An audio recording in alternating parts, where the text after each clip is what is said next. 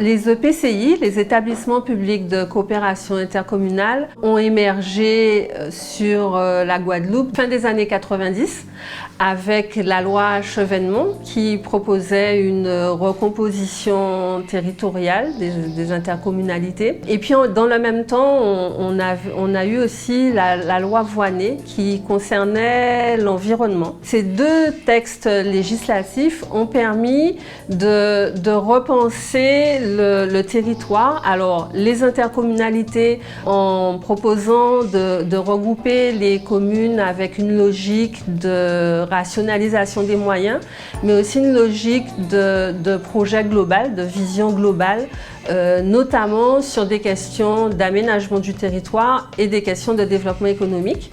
Et puis, la loi Voynet est venue avec la notion de protection de l'environnement, de développement durable et l'idée que sur les territoires, il était nécessaire d'agir dans la proximité, en concertation, avec une vision de long terme et autour d'un projet.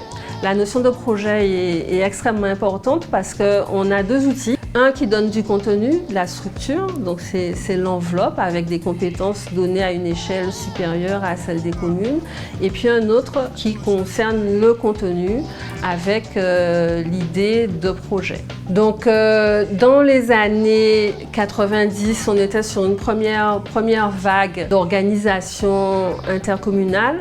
Alors, précédemment, préexistait la communauté de communes de Marie-Galante qui regroupait les 3 communes et qui existe depuis bien longtemps. Sur la Guadeloupe continentale, on va dire, avant les années 2000, il n'y avait pas de regroupement intercommunal.